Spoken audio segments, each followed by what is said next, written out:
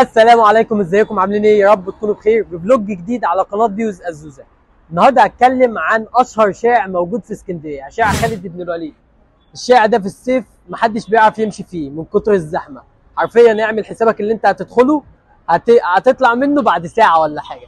النهارده هاخد جوله فيه ان شاء الله، واقول لكم على المطاعم الحلوه والمحلات الهدوم الحلوه اللي تقدر تشتري منها، واقول لكم على الاماكن الحلوه. الشارع اصلا فيه كل حاجه، فانت تقدر تشتري كل حاجه منه ان شاء الله. بصوا يا جماعه، ده قمه شارع خالد بن الوليد، الناصيه بتاعته اهو.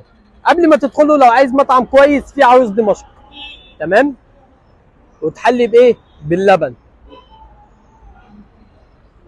في طبعا اللي انا عامل له فلوج مخصوص، كشري التحرير، احلى كشري تاكله في اسكندريه.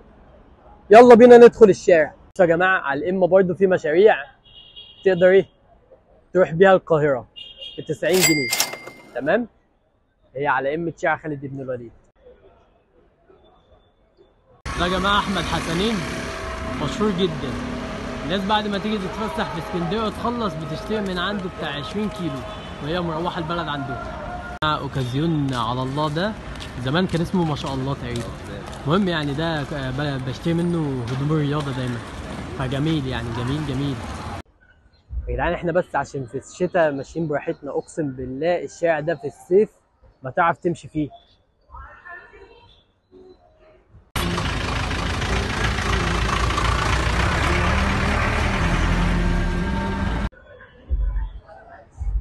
ده برضو بيتباع هنا يا جماعه.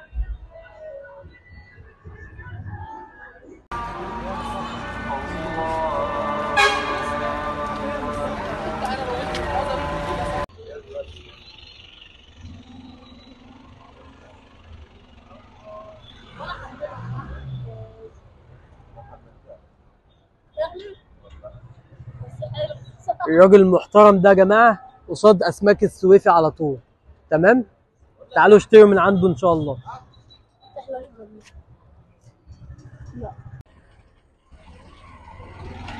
بصوا يا جماعه، انا كنت شغال زمان هنا في فرش، هنا على فرش، يعني لوحه الكحرت والله.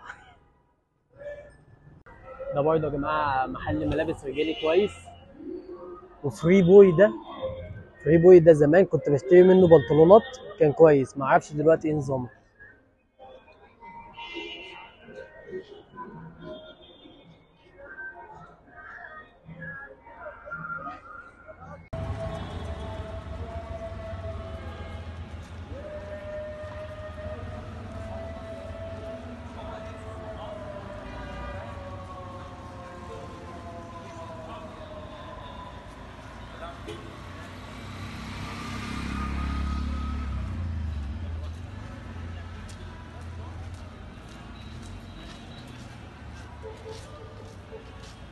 وده بقى.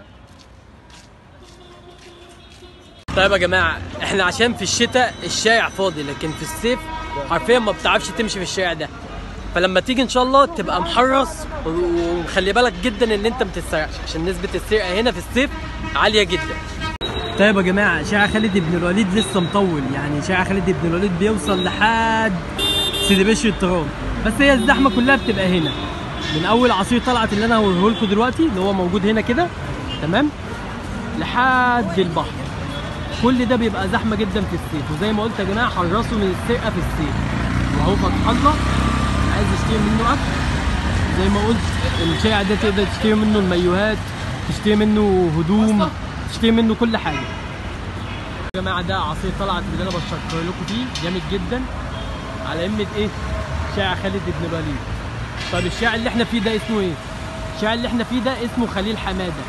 هنا عماره اتهدت، يعني عماره وقعت. طب وقعت ليه؟ كان مبني تحت هنا يا جدعان، مبني ديسكو. الديسكو ده عشان يوسعوه شالوا عمود، فالعمود ده اثر على العماره، فالعماره كلها وقعت. ادي اخره اللي يغضب ربنا. وبكده يا جماعه خلصنا فيديو النهارده. اتمنى ان انتوا تكونوا استفدتوا وعرفتوا هتعملوا ايه في خالد بن الوليد. عايز اشكر اخويا عبد الرحمن ان هو جاي معايا، ويعني ليا الشرف والله.